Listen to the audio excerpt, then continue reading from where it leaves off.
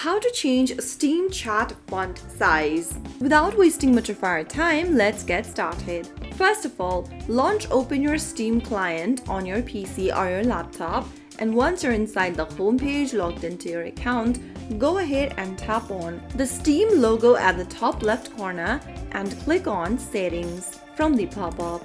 Once you open up the Steam settings menu, go ahead and click on Friends and Chat from the left-hand side option. Under Friends and Chats, scroll down and go to Chat font size. Here, you can go ahead and select between small, default, or large. To increase your font size, select large. To decrease your font size, select small. Choose any one from the options and you'll then be able to save the changes right away once you get back to the home page.